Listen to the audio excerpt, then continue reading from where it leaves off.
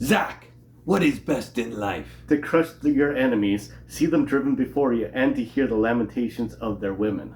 Ooh, so stay tuned. Welcome back, Gainers, to another incredible, exciting, fantastic episode of ComicGains. If you're new to the show, I'm Adam. I'm Zach, and this is Princess Royal Highness, looking very lovely today, just like usual. Doing that princess wave, you do too. Bow down, respect, and of course, there's the Cocoa Dog. Alright, guys, today is Monday, and we are back with an all-new Drop list. Drop list. That's what we do every Monday. We report on all the comics this week that have significantly dropped in price from 1 year ago. And to make the list and the criteria that we use, they need to be on a trending or hot list 1 year ago for a significant reason. And we try to calculate which of those books have gone down in price and maybe the reason why. And we try to figure out if any of these are good deals to pick up, or if Zach will let you know if it's a bad idea. It's a bad deal. It's a bad deal. And Princess will let you know too. And Coco as well. We'll tell you all about it. She actually knows a lot about comics. She knows not to step on any comics. All right, you know what else Coco knows a lot about? A good drink. But she has talked to Zach about his drink today. Yeah, she whispered in my ear, said, "Get country raspberry, clearly Canadian, right? Sparkling water. It has 90 calories. Wait, how does it have 90 calories? That's for all our Canadian friends out there. Wow. This drink's for you guys. It has calories. This sparkling water has calories. Wow, that's sad. Those are good calories. All right, yeah, that's what it looks like. I don't know about Those that. have been around for a long time, though. I've never That's had before this. they started taking calories out of drinks. Oh, that's fuzzy. You got just get it in a hurricane, then just go. I know, and try. Yeah, no, that's how you throw up. Hurricane. Oh, wow, it's really good. Should be good. You know what doesn't make you throw up?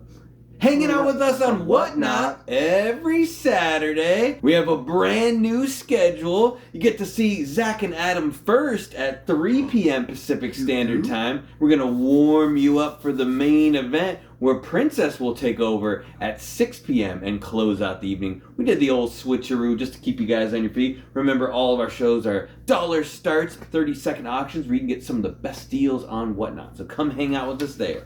All right, let's get back to this amazing drop list. We're sitting here in the end of August, almost beginning of September, and let's talk about number 5 on the list. We've got Contest of Champions number 1, not the original, but the second one from 2015. Al Ewing and Paco Medina. Great team on this one, working on this book. We got first appearance and cover of the White Fox. She is a Korean shape-shifting character, has become quite famous since she showed up in the Contest of Champions. She is kind of oversees the Tiger Division, which is another newer group that hails from South Korea. And she got a lot of fingers pointed at her in the death of Doctor Strange recently, so she's been kind of showing around quite a bit. And a lot of people thought they may use her in the MCU coming up soon. I'm not really sure. Like a lot of the those teams that they said they were going to use, now we're not so sure if they're going to use them, so it's kind of hard to say with this character. But a year ago she was looking pretty hot. I think she's still looking pretty hot now, but as you know, there's a lot of variants for this one, so I'll go over a couple of them. There's a 1 in 25 Lin-Lo Francis cover, which is quite expensive, and White Fox is actually on the cover of that one as well. It ties for first cover appearance. And there's a Mark Bagley one that is 1 in 25 that's pretty bad, and it's not very expensive at all. And Princess will tell you there's a hip-hop cover, and it's an homage of Liquid Swords by GZA. Saying that right? GZA? She's the expert on the hip-hop covers, but keep an eye out for that one. Zach will hit you with them numbers, though. A year ago, this cat had 9 lives at $125 for a CGC 9.8. Now it's $116, so it went down to 8. Not too bad. Not too bad. It's a 7% drop. Range $66 to $140, so you can get a better deal if you wait. Average sells $104. There's 290 CGC 9.8s for that cover, the regular cover, at $184. No, 290 total graded, and 184 of them are CGC 9.8 universal. It's a 63% of them are 9.8 universals. That's a lot. That should be the case for most. For newer books. For a newer book. Mm-hmm. This book, interesting. I would go after the rare variant of it. That 1 in 25 with her first cover on there. I mean, if it's a reasonable deal, pick it up. If not, forget about it. Forget about it. If you like the cover, try to get all 3 covers. It's just whatever you like. But for investment purposes, the one to go after, if you were, is to get that 1 in 25, maybe even the hip hop. Hip hops are pretty cool. Who's on the cover of that one? Do you happen to know? Who did the cover? No, like with the characters on the cover. Okay. Princess knows. We'll show you. We'll show you right here. There it is. All right. You made it all the way to number 4, and I thought this was gonna be the number 1 drop. It was not. It's only the 4th drop. We got Grimm number 1. That's Grimm with 1 M, guys. For some reason, I thought it was 2 M. Boom Studios making the list. 2022 newer book came out August last year, 1 year ago. This is Stephanie Phillips and Flaviano Armentero. And this book came out swinging. It was like super hot. I think even before the first issue came out, people thought this book was going to be crazy. They were hailing it as the next Something's Killing the Children. Came out from the same publishing company.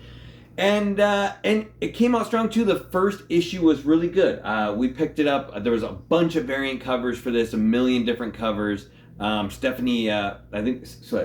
Stephanie Phillips did a lot of Stephanie Hahn did a lot of the regular covers, and a lot of Jenny Frison variants, stuff like that. The first issue was good. It left this like really cool premise where she was like a death type character that would like ferry souls to the underworld after they were killed, and then regular people couldn't see her when she was like going up to like reap the souls. And at the very end of the book, some regular alive people could see her while she was doing it. It gave you this like weird mystery, like, oh my god, what's gonna happen next? And as you read a little bit further, I think I got through like 4 or 5 issues of this before I gave up on it. They kind of allude to this cool mystery that her father is, or the main death guy, or who's in charge of hell or whatever, that had this special scythe that only his kin could use. And she immediately picked it up and it turned on. Like, oh my god, she's related to the person who's in charge. And I thought it kind of went downhill from there. It was like very, very short story arc. Surprisingly enough, I didn't realize that it's still going on. I think they're on like issue 15 or 17 already, which is pretty crazy that it's still going. So if more power to you. If you guys are reading and you like it, I gave up on the story, but it's made it on the drop list. So, well, prices, here you go. For CGC 9.8, it would have been a grave mistake if you didn't get this book. Everybody was talking about it. Price was $90 for a CGC 9.8. Now it's dead and buried. A year ago, you can get a 9.8 for $75. 16% drop. Not too bad. Not too good either. $31 was the low in the entire year, and the high was $125 for cover A. Average sale $68. There's 374 total graded. 339 of them are CGC 9.8 universal. It's about 90% of them are 9.8s. All of them graded. It's not so surprising because it's a new book, but it has a dark cover, so you would think maybe it'd be a little lower. Maybe some people got a couple 9.6s. Boom Studio uses that hard cardstock cover too, which I think helps. Might help, yeah. Marvel's got that flimsy, crappy paper. And like it's all wavy. Yeah, it's always wavy, like brand new. Like, so, this book, I was really excited about for the first issue. I didn't actually read it, but Adam was telling me about it. And then I heard some more stuff about it. Like, yeah, this is probably not going anywhere. A lot of great covers, though. So, pick up the covers. Probably don't need to get them graded. Just buy them cover price or half cover price, whatever, whenever you find them. And then, yeah, it's not a bad book. But there you go. All right. We're almost halfway through Batman. Number 609. We're number 3 from 2003. The amazing Jim Lee and Jeff Loeb. What is this book, Zach?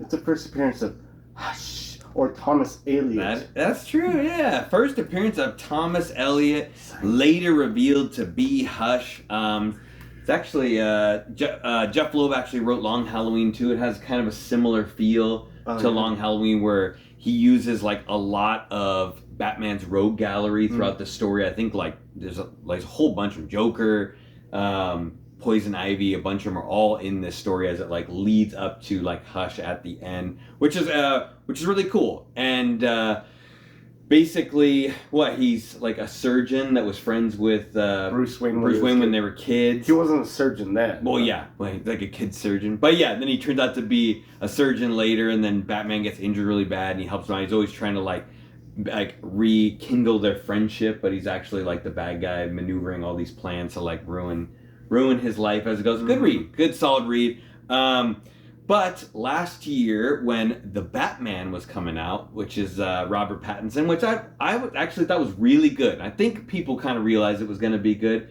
It seemed like they took a lot of that stuff. The first movie kind of came from the Long Halloween, similar Long Halloween vibes.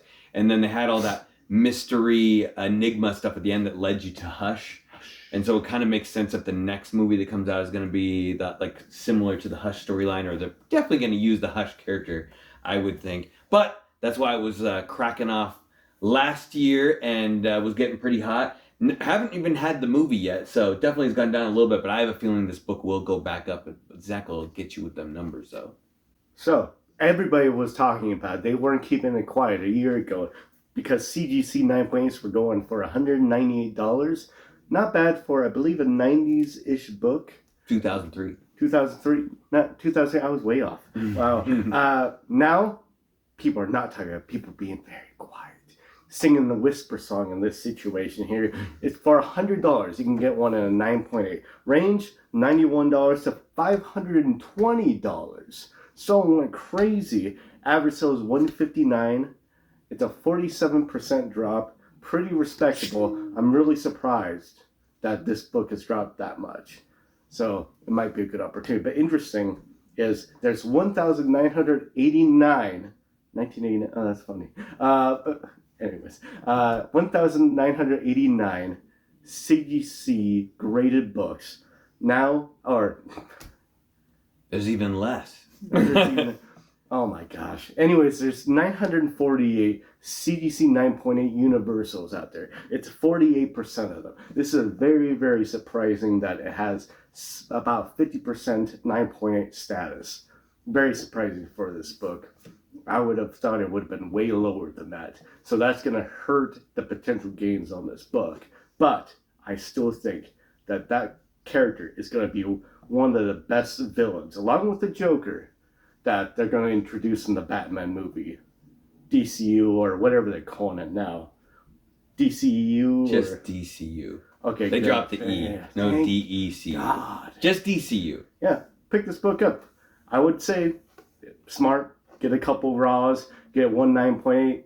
Ideally get it signed, like I do. And then when the book pops off, sell all your raws and just laugh all the way to the bank and keep that nice 9.8 that you pretty much paid for itself with its other little buddy book. It is like a hard book to find when you tend to go to like your LCS or look through. Either they're already taken or they're all way priced too high. Because there's actually it's a 12-issue miniseries, so that whole section from 608 all the way up to 620 is like usually always gone. Mm-hmm. So there's a lot. They're great covers, all like Jim Lee covers too. Ridiculously cool. Really amazing. Cool. All right, number 2 on the list, we got Conan the Barbarian. Number 23, 1973, Roy Thomas and Gil Kane. First appearance of the Red Sonja. And I didn't realize when I first started collecting that this had a big controversy between the first appearance, whether it was 23 or 24. I just always thought 23 was the first appearance. And I actually think 24 was the last book that Barry Windsor Smith worked on. He worked on all the original from 1 to 24, and then I think Gil Kane took over the rest of it for the drawing. But apparently there's a big controversy over it. She's in 20 panels in 23, and they say her name, which should kind of cover it. But I remember being at a con with a friend of ours, and I was like, oh, look, there's 23, the first appearance of Red Sonja in a high grade on somebody's wall. And they were like, that's not the first appearance of Red Sonja. And I was like, what are you talking about? It definitely is. And then we asked the guy at the booth, and he's like, that's not the first appearance of Red Sonja. And I'm like, have I been getting this wrong the whole time? So definitely tell us down in the notes, what's your first appearance of Red Sonja? Is it 23 or is it 24? I just always thought 23 was the first appearance. But last year at this time, they got announced that they are going to be making a new movie for Red Sonja in August. Got announced, and they casted Matilda Lutz was cast to play Red Sonja. And if you're wondering who Matilda Lutz is, I was also wondering who Matilda Lutz was. I looked up. She has a couple of shows under her belt, or a couple movies under her belt that I had never seen. And she was in one TV show, The Medici. So Zach on Netflix, which Zach loves that show, so maybe he knows who that character is. She will be playing Red Sonja in the new TV show. And if you remember, way back in the day when they did the Red Sonja movie, Bridget Nielsen played the Red Sonja, the original one. Flava Flav's old girl, and Sylvester Sprocky's old girl as well too. They shared her back in the day. And Arnold Schwarzenegger was actually in that movie playing an unnamed Conan character because they weren't able. He basically was Conan, but they couldn't say he was Conan for like movie rights. It was kind of weird. Even though he was in it, it was pretty bad, but at the same time, pretty good. It was a decent movie. It was bad, but good at the same time. Yeah. It was so bad, it was good. Yeah, it was decent. It was a decent movie. You have to check it out. But that was number 2. Zach will hit you with them strong numbers, though. So this is a very roller coaster book. You're gonna be surprised about some of the numbers. So I got you 4 graded books with prices. So I'll do the quick ones. The last one will be the one that's most important because I think that's the one you want to go after if you can find it. There's only been 8 sales. So 9.0 range $430 to a year ago to $289. 197 is the low, 459 is the high. Average sales 307. Then there's a 9.2 that sold for $432 a year ago. Now it's selling for $430. Not much of a drop. Range 212 to 575. Average sales 379. A 9.4 sold a year ago for $699, and now it's selling for $715. Range 394 to 715. Average sale is 544. Now here's the one we're going to mention.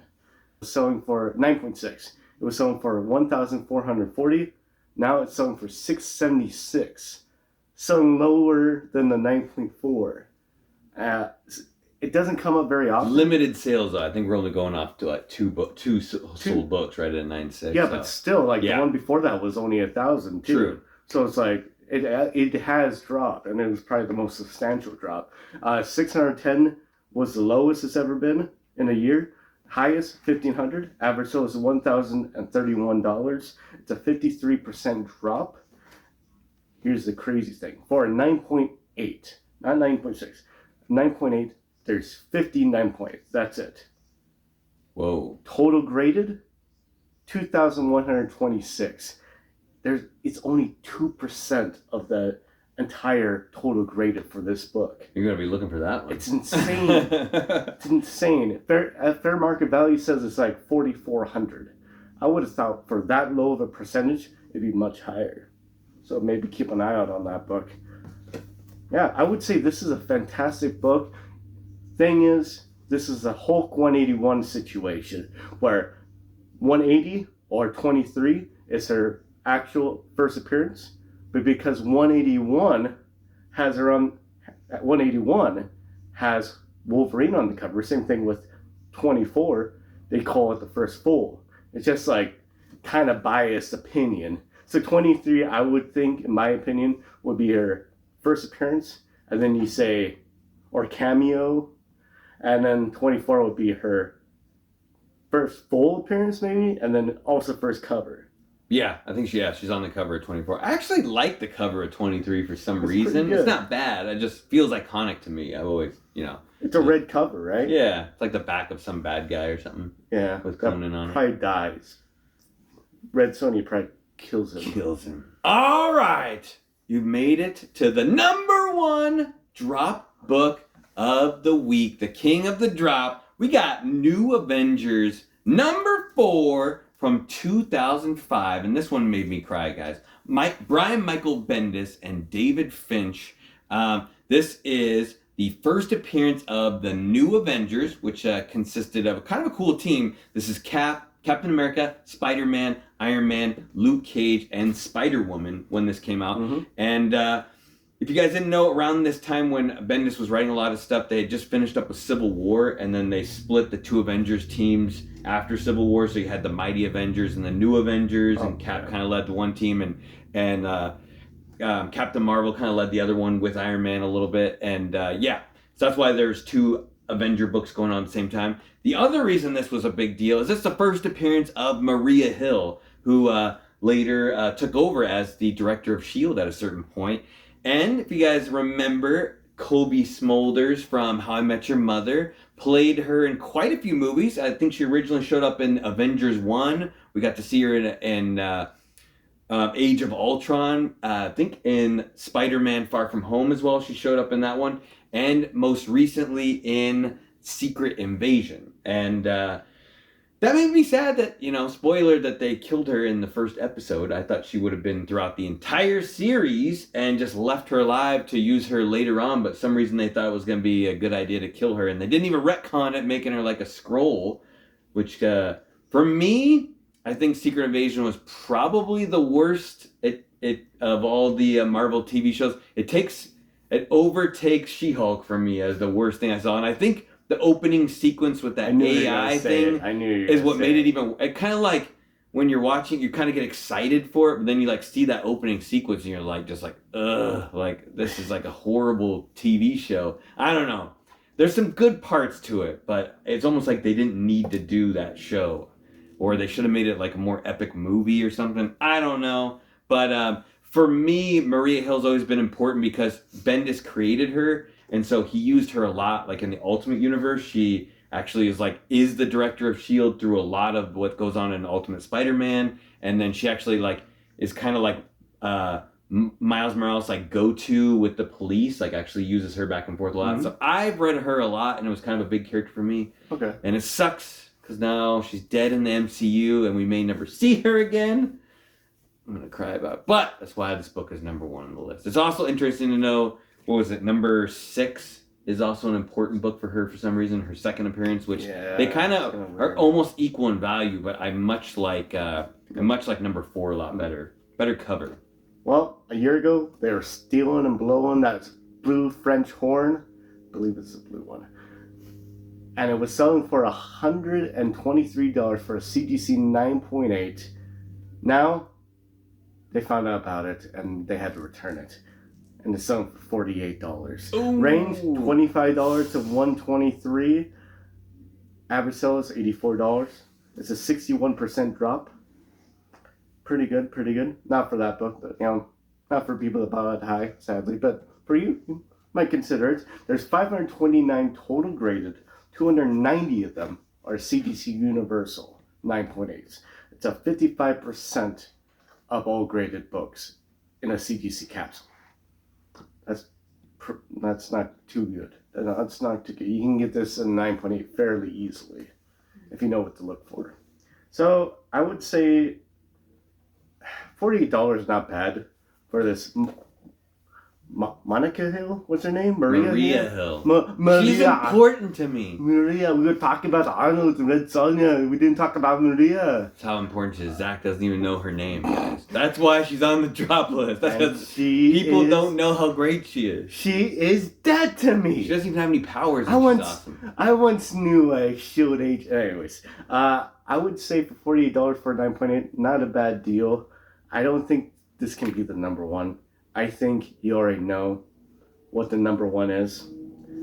First appearance or cameo, but however you want to see it, of Red Sonja. I think this is a fantastic book to get in your collection. It's always commanded a fair price, and pretty soon it's probably going to come at an unfair price for the people that want to get it. So I think if you get it right now, or maybe wait a couple months, roll the dice on it, you might get it for a little bit lower, but I think you should get this one pretty soon. I think it would be a good investment, but because it's always held a fair price throughout, ever since it came out to now.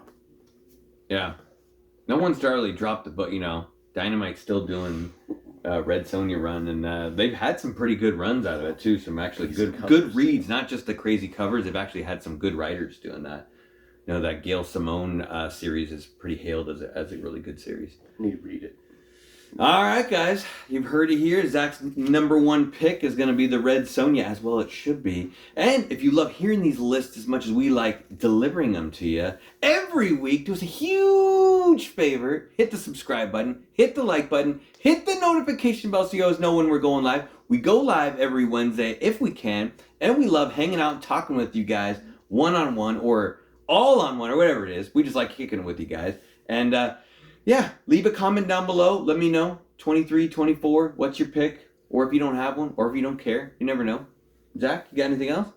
Well, you gotta show how to do that is you gotta go to Home Depot or probably Fred Meyer's and get some of those little foam noodles, right? And then you get some twine, some glue, and you make a foam sword and make some foam armor. Then you gotta go to a Renaissance fair and beat up some other types of nerds. And maybe get a few phone numbers, because there's some nice people there that you wanna get to know. Spread the love. That's how you get those violent Renaissance gains. It's Renaissance. Renaissance. All right, guys. Until we see you next time, stay safe and remember, get those gains. Those holy grail gains. Holy grail gains.